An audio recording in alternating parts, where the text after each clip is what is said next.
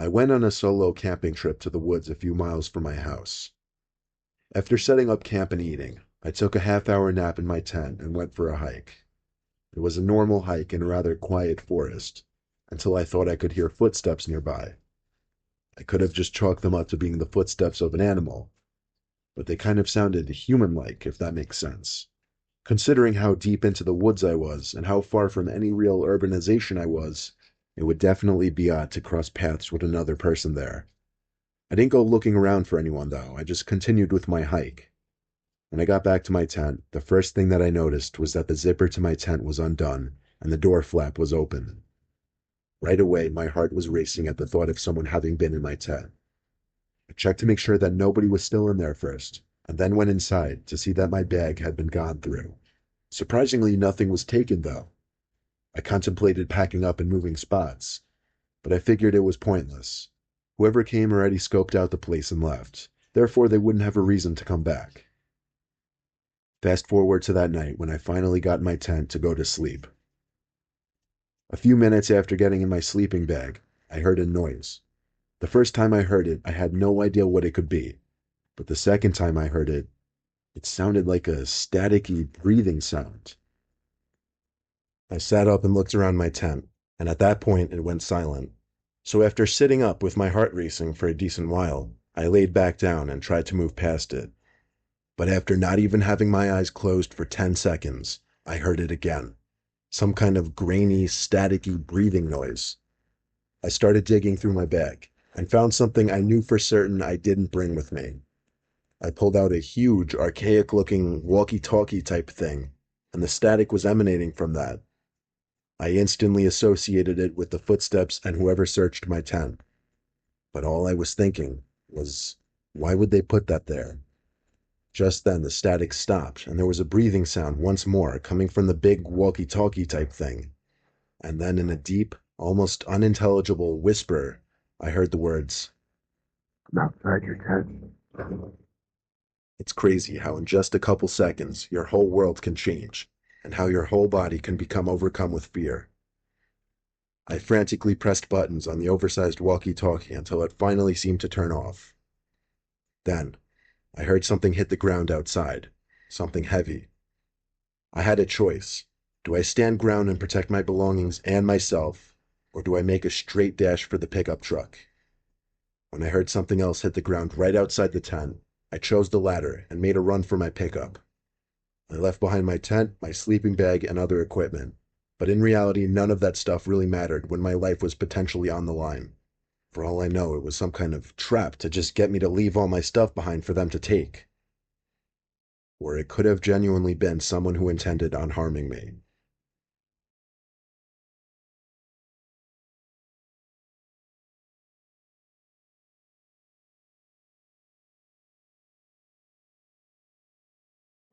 I have a preserve by my house since we live in a highly populated suburban area and there isn't much green. It's a huge preserve with miles and miles worth of biking and hiking trails. So long story short, one night in 2016 at like 11 at night, I decided to go for a run.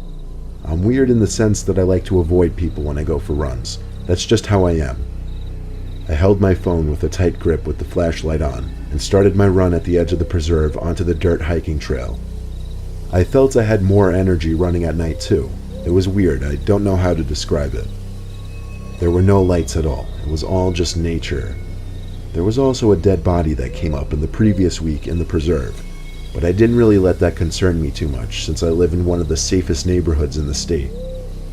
It was also a weeknight, so there was literally no one else in this preserve but me. Well, that's at least what I thought. I got tired after about 10 minutes of running. Yeah, I used to be out of shape. I had to catch my breath, so the first bench I found, I sat down on. I have to admit, it was creepy as hell being in a pitch-black preserve like that all alone. It feels the same as being alone in the middle of a forest. There were weird sounds coming from all around, and to be quite honest with you, it was scaring me.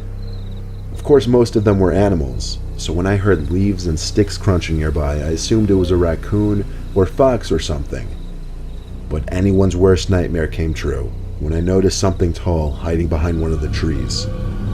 I couldn't quite tell what it was because an iPhone's flashlight is only so bright. I stood up and walked a little closer, and I was kind of doing a crouch walk because for some reason I thought that would make me more low-key. I got close enough to where I saw a hand wrapped around one of the trees. The hand was in a white glove though. I felt like my heart sank, like I was suddenly in a life or death situation before I could even see who was behind that tree. Then they finally decided to reveal themselves. Someone dressed as a clown stepped into the range of my flashlight. I wanted to wait until now to mention this was back during the clown epidemic in 2016. From what I could see in the little light I had, this person went all out with his clown costume, from the makeup right down to the clown shoes. The most disturbing part was the bat with a large foot-long spike wedged through it that he was holding. His head was angled down to give a more menacing, terrifying look, and he walked very slowly towards me. I had only one option, and that was to run as fast as I could, even though I was already so tired. I didn't run on the trail. Instead, I ran into the woods until I felt like I was going to puke. Then I shut off the flashlight and crouched down behind a tree. I heard running zoom past me maybe 10 feet away. When the footsteps faded away into the distance, I ran back to the trail and ran all the way back the way I came. And I actually puked by the time I made it to the street just from running so much. I didn't mention it before, but everyone figured that the dead body found the week before was linked to the clown epidemic. It should go without saying I stayed away from the preserve for a while, and I definitely never went in there past dark ever again.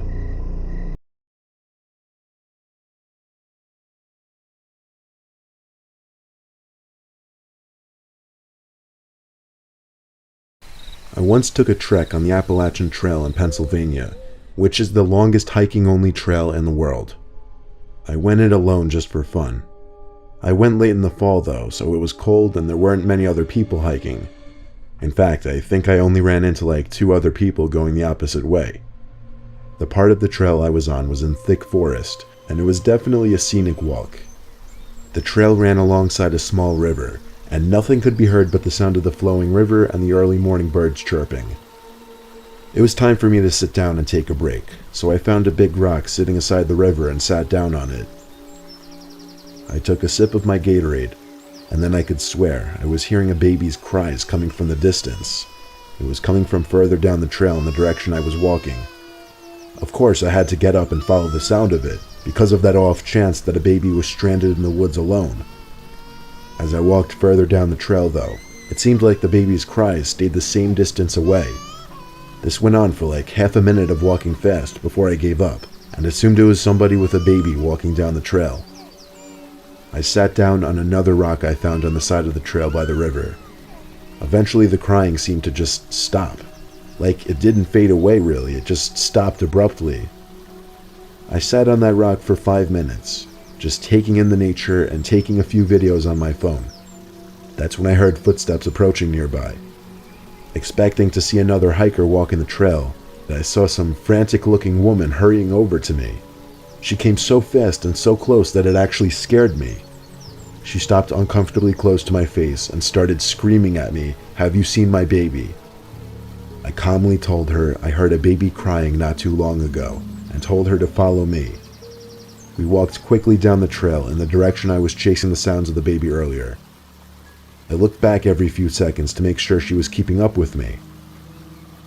Eventually I summoned up the nerve to ask her how on earth she lost her baby, but she didn't answer. So I turned around again and stopped when I saw she was gone. And the weird thing, she was right on my tail just 10 seconds ago. I screamed out for her a few times, but the only sounds around me were the sounds of the birds chirping and the river. I figured even if she trailed off away from me, I would at least still be able to see her in the distance. I stood there for a long time deciding what to do next. Just move on with my life and continue the trail, or walk back and try to find this woman.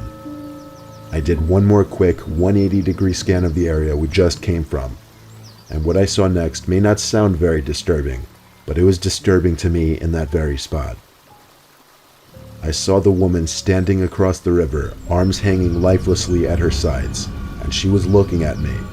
Not saying anything, not moving a muscle, blank expression. Just standing like a statue, watching me. I had made up my decision right there, and that was to move the hell on with my life right there. I walked as fast as I could away from there until my calves hurt from walking so fast for so long. Eventually, I made it back to my car after looping around another trail. I cut the hike short after what happened. I was truly unsettled by it and even started to question my sanity. Like, did that actually even happen? It seemed so unreal, and yet, at the same time, it felt real in the sense that I lived it. I just want to know if anyone else who hiked the Appalachian Trail had any kind of freakish experiences like this.